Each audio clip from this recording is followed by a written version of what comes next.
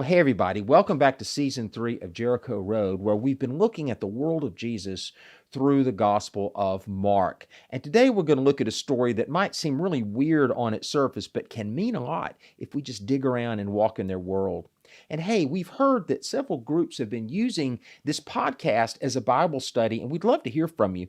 Or if you'd like to talk about episodes or suggestions for future episodes, or even ask me questions, you can DM me on our Instagram account at St. Luke's Beham, spell out Saint, or Facebook Messenger at St. Luke's Birmingham, and also spell out Saint, and you'll find us. Well, this morning we're going to talk about the story of the fig tree. And as we begin, I want to remind you that Jesus would tell stories all the time. We call them parables, but he would also act them out, or he would enact stories as well. I think the best example of this is Jesus' arrival into Jerusalem on the last week of his life. We remember that Jesus rode in on a colt, which was very important. First of all, he rode in on a colt, which is really hard to do. Listen, the topography of Jerusalem is up and down, especially the direction Jesus is coming. We're told in the Gospel of Mark from Bethany, which means down the Mount of Olives into the Kidron Valley and then back up the hill that would have the Temple Mount on top of it. It's real billy goat country, and I got to tell you, it's a lot easier on foot than it would be on an unsaddled animal. But it's key because Jesus wanted to enact or reenact a promise, a dream by Zechariah that he wrote down in chapter 9. That's the first thing. Second thing, in their world, riding an unsaddled animal from a political standpoint or by a political leader would have a lot of meaning for them. A general or a king would ride a war horse if the battle needed to be continued. A colt, an unsaddled animal, meant that the battle was over. So you can imagine the electricity as Jesus rode in with leafy things thrown down on the ground and shouts of Hosanna as he rides into Jerusalem. They've been whispering, could he be the Messiah? Could he be the one? He can do things. They know about the miracles. They know about the teachings. And now he's riding a colt as if something has been finished. What in the world would happen next? Okay, Mark chapter 11 tells that story. If that happened on the last Sunday of Jesus' life, this is about what happens on a Monday. So let me read it to you. It's Mark 11, beginning with the 12th verse down to 20, and we'll just see what we see.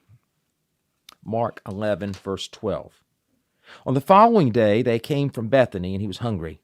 Seeing in the distance a fig tree and leaf, he went over to see perhaps whether he would find anything on it. When he came to it, he found nothing but leaves, for it was not the season for figs. He said to it, "May no one ever eat fruit from you again." And his disciples heard it. Then they came to Jerusalem, and he entered the temple and began to drive out those who were selling and those who were buying in the temple. He overturned the tables of the money changers and the seats of those who sold doves, and he would not allow anyone to carry anything through the temple. He was teaching and saying, "Is it not written, 'My house shall be called a house of prayer for all the nations,' but you've made it a den of robbers."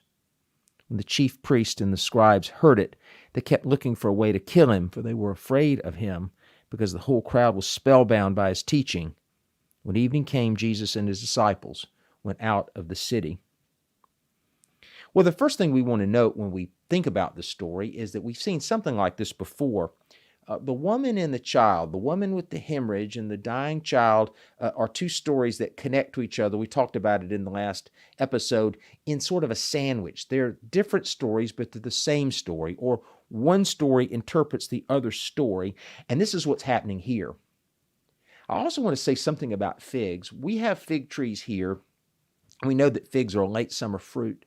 We also know that the Passover happens earlier in the year, so this wouldn't be the season for figs, and Mark even points it out in his story. But there is an early fig, a fruit on a fig tree, to let you know that the yield will come, to let you know that it'll be there. It's an early fig that does come out with the leaves in the spring, and there is something edible about it. Not very tasty, but you can eat it. So again, this story is not completely unreasonable or without any sort of botanical fact, if you will.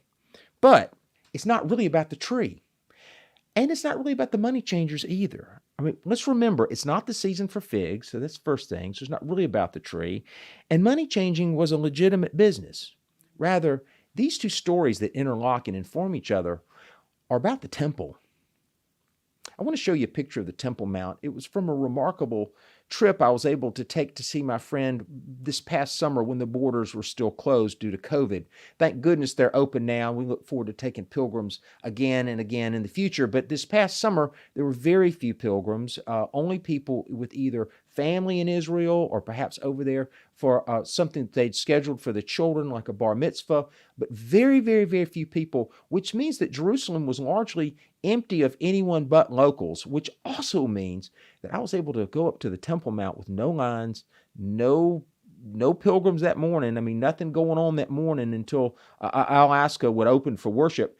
And it was just empty. It was absolutely empty. So you're looking at the Temple Mount with no one there, which is something that would rarely ever happen. And it was really amazing for me to get to appreciate the size and the grandeur of the mount itself, which is one of the wonders of the ancient world. I'll say some more about the building in a minute, but the tabletop structure that held it or stood beneath it is truly a wonder to behold. First of all, Herod, and we call this, I think more properly, Herod's temple.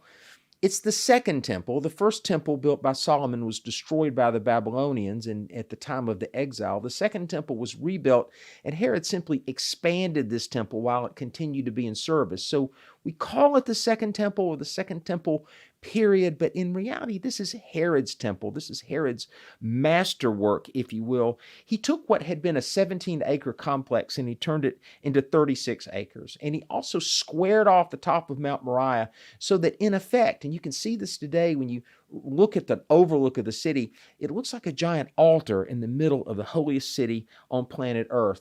It's an altar, if you will, that is 500 yards by 325 yards, which means that the Temple Mount is 35 football fields. Herod was a builder, and like any despot, Herod knew that he needed to control commerce, which he did with the super port that he created on the coast called Caesarea Maritima. He knew that he had to control defense, which he could with his own super weapon called Masada down near the Dead Sea. And then he could do this by controlling their thought and their mind by creating this edifice that they would travel for days and days and days to at least one time a year for the entirety of their lives, the house of God, a house containing God, if you will. And it truly was a wonder of the world. So one of our pilgrims to Israel, Charles Ellis, a lovely man and a woodworker, a modeler, if you will, an excellent woodworker, asked me if he could build something for the children of St. Luke's. And I said, yes, let's build Herod's temple. Well, thanks, Rich, for giving him that task. It took him about a year to build it. I'll show you a picture. But he built it, he did, and it is magnificent, and it sits proudly in a room that we're creating a museum-quality room of artifacts and learning opportunities here at St. Luke's so that you can appreciate the size and the grandeur of Herod's temple. Hey, it took him about 80 years to completely finished the thing. It was still under construction at the time of Jesus, and it was completed just about the time it was destroyed by the Romans in the year 70. It was twice the height of the Dome of the Rock today. So when you look at that beautiful golden dome that dominates the skyline of Jerusalem, this thing was twice as tall. And for reference, I like to tell the story of the first Ferris wheel. It goes like this. In 1893, at one of the World Expositions in Chicago, the first Ferris wheel was invented because it was created using this newly invented structured steel. So skyscrapers would shortly follow, but that hadn't been invented yet. No, the Ferris wheel was the first time anyone had been that high. By this time of the 19th century, the tallest building in the United States was the Washington Monument, and so nothing was that high. So now you can imagine how important height would be in the ancient world to inspire. No one had ever seen anything that tall, and this was the building to house God himself. And in the forecourt of the temple, there was a whole list of businesses. It was truly a bazaar with money changers and souvenirs and sacrificial animals, and all of this makes sense to me. If you were traveling from the hinterlands, from out in the Jewish diaspora, out in Greek-speaking, Greek-cultured places, you would need to change your money into something that the Hebrews would call aniaconic currency, which is something without an image on it. So money changers served a very important role. If you were walking, for instance, down from Galilee, that's some 4 or 5 days down and up the Jericho road, down the Jordan River Valley, and then up that hot and dusty road, and you were required to sacrifice an animal, this would be an opportunity to buy a pigeon or buy a bird. You can't carry a bird with you all this way. And so again, this would be an important business. If you were simply a Gentile tourist wanting to see this magnificent sight, this city that would grow from tens of thousands of people to hundreds of thousands of people all in a festival week, you would want to buy a keepsake or a memento, and this was important. One historian points out that a little phrase in this story about crossing over the Temple Mount suggests that also people use the Temple Mount as a shortcut from one part of the city to another, so they didn't have to walk all the way around the darn thing, which is to say that this cacophony of business was demeaning. It was just demeaning. This was supposed to be holy. This was supposed to be what we Christians would call church, and it was something else. And Jesus called them a den of robbers, which is not an original phrase of Jesus. It's something that Jeremiah said to them some 600 years before. I want to read this to you. In the case of Jeremiah, what he was observing is that people were acting like they weren't different. They weren't acting like God's people, and yet they would run under cover of God's house if they felt like they needed to. And Jeremiah is calling them out. I mean, they weren't acting any better or following God's laws or God's precepts any better than their pagan neighbors, and yet they would run into the cover of the house. And so Jeremiah would say this. It's Jeremiah 7:11. Has this house, which is called by my name, become a den of robbers in your sight? You know I too am watching, says the Lord. Well, the Lord was watching then, and the Lord is watching now. And in the original language of Jeremiah, this word den of robbers, that's sort of an anglicized, familiar phrase for us. We inherit this right from King James English. It more specifically is interpreted cave of outlaws, which would make sense to them because down near the Dead Sea, there are all these caves in the hills where all the bad guys were down in the bad lands. And so in effect, Jesus is saying, you're turning my house into a hole in the ground. You have demeaned it. It's not what it could be. It's not what it should be. And they should have known. You know, the temple would always be a distraction. I mean, the temple would be the kind of thing that Herod would glom onto and make it glamorous and beautiful and tall and get their minds off their misery, get their minds off their Roman overlords, whatever he needs them to think about, get their minds off their taxes. The temple would always be something that could be manipulated and used, and God knew it. There is a foundational text in our scripture about the temple and will inform what happens here in Mark chapter 11, and it's found way back in 2 Samuel chapter 7, and I want to read it to you. I'd like to make the case that 2 Samuel chapter 7 may be one of the more important overlooked stories that we have in the Bible that can inform and interpret a whole lot that happens afterwards. I'll paraphrase before I read to you. It goes like this. King David is on the top of his game. He's got a unified country. He's got 12 tribes situated where they need to be. He's even got a capital city that he has wrested from the local Jebusites. He has got money, and he's got wives, and he's got everything he needs. Mighty King David is at the peak of his career, and he has a great idea. I want to build God a house, he thinks. See, David danced before the Ark of the Covenant, and David followed the covenant right in the Ark of the Covenant into his capital city. Now he wants to build this presence of God a house. He wants to build something really, really fine. But you see, that's what kings like to do. And by the way, the whole purpose of prophets in the Old Testament, in the Hebrew Scriptures, is to speak truth to people like kings, because kings forget to be different in the way that the Bible asks us to be different. God wanted them to be a holy nation apart. And when they asked for kings, God worried, they're going to forget, and they're going to do king-type things like build a big old temple, which God never asked for. Half of the book of Exodus is about building God a tent.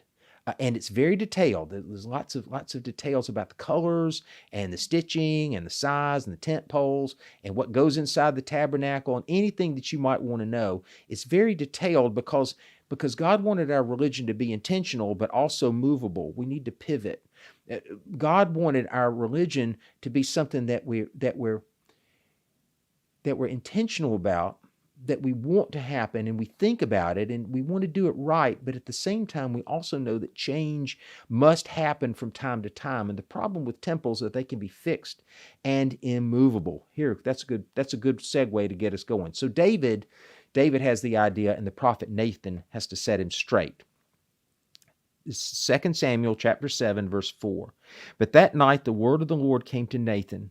Go and tell my servant David, thus says the Lord, are you the one to build me a house to live in? I have not lived in a house since the day since I brought up the people of Israel from Egypt to this day, but I've been moving about in a tent and a tabernacle. And whenever I have moved about among the people of Israel, did I ever speak a word with any of the tribal leaders of Israel, whom I commanded to shepherd my people Israel, saying, why have you not built me a house of cedar? In other words, in effect, God is saying through the prophet Nathan, I don't want this house. I don't want this house. Now, David is a king. Kings being kings, kings don't listen. David did not build the temple, but his son Solomon greatly wanted to follow his dad's dream and to expand and to be even greater king than his dad, because this is what kings do. And so Solomon decides to get this done. I had a parishioner ask me the question and said, well, if Exodus talks so much about the tent, about the tabernacle that God moved around in, where are God's instructions for the temple?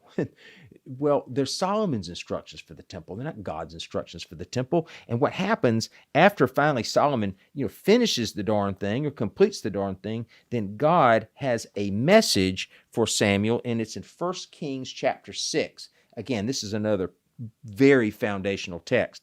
This is what God says. So God says to Solomon, upon the building of a house and not a tent, and God says, now the word of the Lord came to Solomon concerning this house that you're building.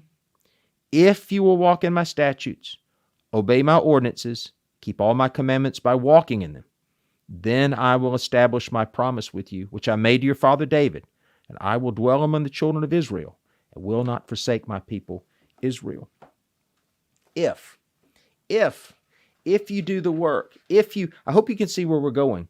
If you do this, I'll live here, but there are no guarantees. And they would find this out at the time of the exile. But maybe you can see my point for today, living in the world of Jesus in Mark chapter 11. The wonder of the ancient world was like a tree with no fruit. Oh, they were busy. It was the best run nonprofit in the Roman Empire. But God didn't want that. God said way back in 2 Samuel chapter 7, I don't want a house. I don't want this house. I don't want this house. I want something better. I want you. I want a holy people. In our last episode, we talked about this verse from Exodus where Moses asked to see God. This is another one of these lessons that they just should have known all along. I mean, now when you see the bazaar and the selling and the souvenir buying and the sacrificing and the people milling around and taking their eye off the ball, and then the tallest building anyone has ever seen, they should have remembered the story that they knew from Exodus chapter 33. Moses is asking for a second chance from God. Moses has broken the original tablet of the Ten Commandments in anger when he sees that God's people have already strayed while he's up on the mount. And so he asks for a redo, and God says yes. And then Moses asks God, may I see your face? May I see your face? And it goes like this. It's Exodus chapter 33, verse 18. Moses said, show me your glory, I pray.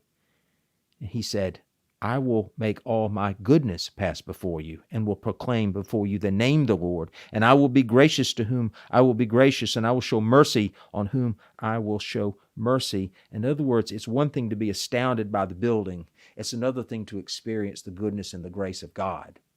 That truly is the glory. Forgiveness is the glory. Healing is the glory. Life is the glory, not bricks and mortar. So we're told that Jesus drove the money changers out. We're told that Jesus said a little bit too much. And in verse 18, we're told by the Gospel of Mark that they wanted to kill him, which is what they wanted to do all the way since chapter 3. I'd love for you to treat yourself sometime and read the Gospel of Mark as a whole. It doesn't take that long. It's about 45 minutes. It's like a good short story.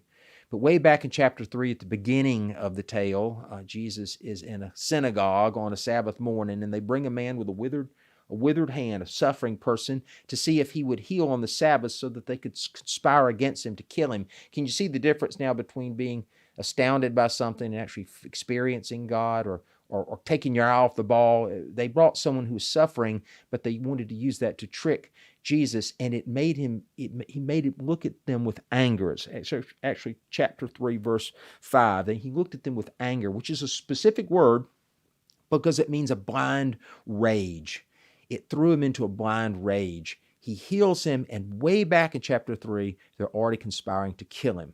Here on the Temple Mount, it will only be a matter of days. What we have here on a Monday, after Jesus arrived in Jerusalem on a Sunday, is a showdown. I want to show you a picture of a model from the Israel Museum, and you're looking at the west side of the Temple Mount, looking at a quarry and a rock just outside the old city walls. There was an east-west road, and this quarry here is the spot that we call Golgotha. The Church of the Holy Sepulchre is built over it today. Archaeologically, we know that it is the place where crucifixions would happen because the Romans wanted it close and they wanted it high.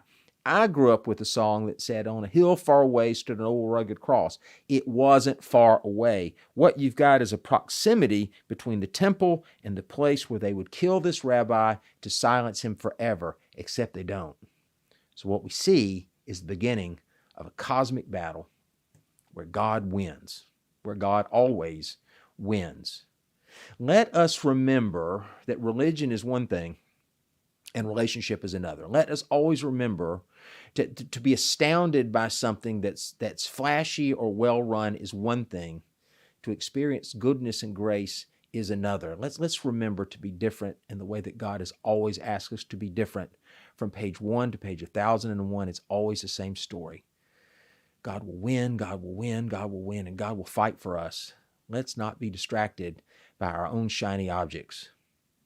That's the meaning of the story. Thanks, friends. We'll see you next time.